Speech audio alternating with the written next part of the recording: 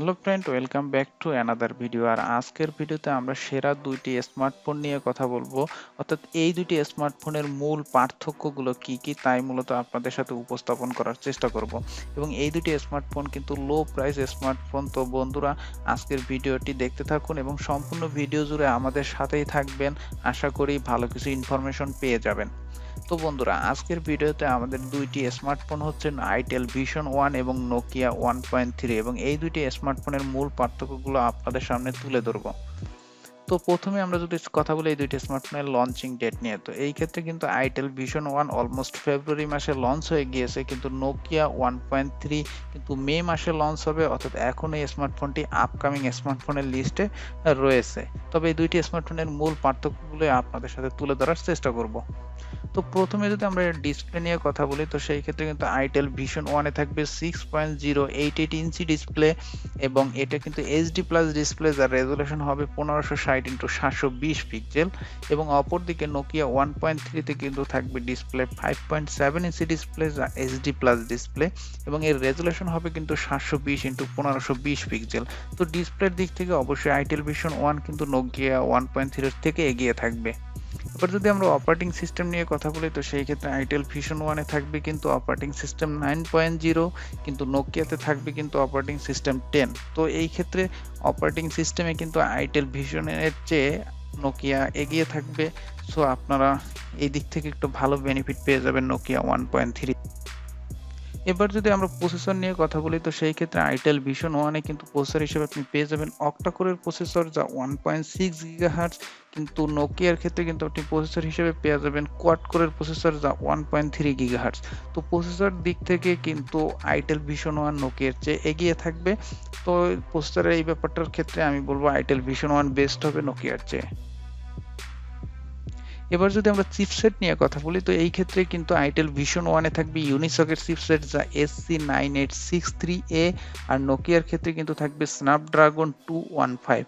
তো বন্ধুরা, মূলত হচ্ছে কোয়ালকম স্ন্যাপড্রাগনের চিপসেট কিন্তু ইউনিসকের চেয়ে অনেক ভালো। তো এই দিক থেকে আমি যদি বলি, আসলে চিপসেটের দিক থেকে নোকিয়া 1.3 চিপসেটটা কিন্তু আইটেল ভিশন 1 এর চেয়ে ভালো হবে। তো এবার যদি আমরা জিপিইউ নিয়ে কথা বলি, তো জিপিইউর ক্ষেত্রে আইটেল ভিশন 1 এ থাকবে কিন্তু পাওয়ার বিআর G8322, কিন্তু নোকিয়া 1.3 এর ক্ষেত্রে জিপিইউ থাকবে কিন্তু অড্রিনো 308। তো বন্ধুরা, জিপিইউর ক্ষেত্রেও কিন্তু নোকিয়া 1.3 আইটেল ভিশন 1 এর চেয়ে এগিয়ে থাকবে। অর্থাৎ গ্রাফিক্সটা কিন্তু নোকিয়া আইটেল ভিশন 1 এর চেয়ে ভালো পারফরমেন্স করবে বলে আমি ধারণা করছি। এবার যদি আমরা র্যাম রম নিয়ে কথা বলি, তো এইখানে কিন্তু আইটেল ভিশন 1 এর র্যাম থাকবে 2GB, রম থাকবে 32GB। কিন্তু নোকিয়ার ক্ষেত্রে কিন্তু র্যাম থাকবে 1GB, রম থাকবে 32GB। অর্থাৎ এইখানে কিন্তু খুব খারাপ একটা পারফরমেন্স করবে নোকিয়া। অর্থাৎ আপনি এই দিক থেকে, অর্থাৎ র্যাম রমের দিক থেকে আমি বলবো আইটেল ভিশন 1 বেস্ট। তো এবার যদি আমরা কথা বলি এই দুইটি স্মার্টফোনের এই মাইক্রো এসডি কার্ড নিয়ে, তো এই ক্ষেত্রে কিন্তু আইটেল ভিশন 1 এ থাকবে মাইক্রো এসডি কার্ড স্লট, যাতে ইউজ করতে পারবেন আপ টু 128GB, আর নোকিয়াতেও থাকবে মাইক্রো এসডি কার্ড স্লট, যেখানে ইউজ করতে পারবেন আপ টু 400GB। তো এখানে নোকিয়া এগিয়ে থাকবে, কিন্তু আমি বলবো যে 128GB হিউজ বড় স্টোরেজ, সো এর বেশি খুব দরকার আছে বলে মনে হচ্ছে না। এবার যদি আমরা ব্যাক ক্যামেরা নিয়ে কথা বলি, তো আইটেল ভিশন 1 এর ব্যাক ক্যামেরা হিসেবে থাকবে ডুয়াল ক্যামেরা, যা 8 মেগাপিক্সেল এবং 0.08 মেগাপিক্সেল। এবং নোকিয়ার ক্ষেত্রেও কিন্তু ব্যাকে থাকবে সিঙ্গেল ক্যামেরা, যা 8 মেগাপিক্সেল।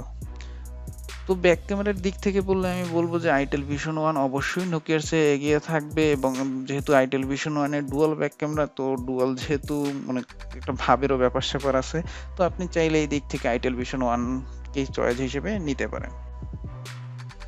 এবার আমরা কথা বলবো এর সেলফি ক্যামেরা নিয়ে। তো আইটেল ভিশন 1 এ কিন্তু সেলফি ক্যামেরা হিসেবে পেয়ে যাবেন 5 মেগাপিক্সেলের সেলফি ক্যামেরা, আর নোকিয়া 1.3 তে কিন্তু সেলফি ক্যামেরা হিসেবে থাকবে 5 মেগাপিক্সেলের সেলফি ক্যামেরা।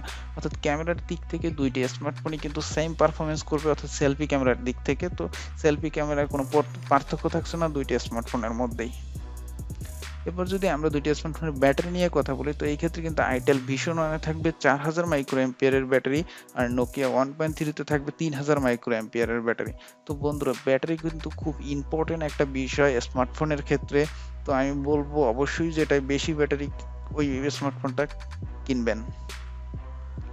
এবার যদি আমরা এর প্রাইস নিয়ে কথা বলি তো Itel VISION 1 এর প্রাইস কিন্তু ৬৯৯০ টাকার, অপোজিটে কিন্তু Nokia 1.3 এর প্রাইস হবে ৮৫০০। তো বন্ধুরা এখানে নোকিয়ার প্রাইস কিন্তু Itel এর চেয়ে ওভারঅল ১৫০০ টাকার মতো বেশি। তবে আমি বলবো যে নোকিয়ার নির্দিষ্ট একটা ব্র্যান্ড ভ্যালু আছে, তো সেই দিক থেকে অ্যানালাইসিস করলে একটু নোকিয়ার প্রাইস বেশি হতেই পারে। তবে নোকিয়ার যে কনফিগারেশনটা নিয়ে আমরা কথা বলেছি বা কনফিগারেশনটা দেখেছি, তো সেই ক্ষেত্রে কিন্তু নোকিয়াতে রয়েছে 1GB 16GB আর আইটেলে রয়েছে 2GB 32GB, যার দিক থেকে আমার একদমই পছন্দ হয়নি নোকিয়া। তো আপনারা চাইলে কিন্তু আমি বলবো যে নোকিয়াকে বাদ দিয়ে আইটেলের এই স্মার্টফোনটা নিতে পারেন। তো যেহেতু এতে রয়েছে আপনার 2GB 32GB আর অন্য দিক থেকে যদি অ্যানালাইসিস করেন, তাহলে আমি বলবো যে আপনারা চাইলে নোকিয়া নিতে পারেন, কারণ নোকিয়ার নির্দিষ্ট একটা ব্র্যান্ড ভ্যালু আছে। তো এই দিক থেকে থিঙ্কিং করলে বা এর সার্ভিসের বা এর দিক থেকে থিঙ্কিং করলে আমি বলবো হ্যাঁ নোকিয়া ভালো হবে, অবশ্যই ভালো হবে। এখন বাকিটা আপনার, আপনি কোন স্মার্টফোনটা নিবেন সেটা ডিসিশন আপনার। তবে আপনি কোন স্মার্টফোনটি নিতে চান, তো আপনার ডিসিশনটা কি তা অবশ্যই আমাদের জানান, এর জন্য কমেন্ট অবশ্যই জানাবেন। এবং আমাদের ভিডিওটি যদি ভালো লাগে অবশ্যই লাইক কমেন্ট শেয়ার করবেন। আর আমার চ্যানেলটি যদি ভালো লাগে এবং চ্যানেলের অন্য ভিডিও প্লাস এই ভিডিও যদি ভালো লাগে অবশ্যই আমার চ্যানেলটি সাবস্ক্রাইব করবেন। আর আজ চলে যাচ্ছি বন্ধুরা, ফিরে আসবো নতুন কোনো ভিডিও নিয়ে। ততক্ষণ পর্যন্ত ভালো থাকবেন, আমাদের সাথেই থাকবেন।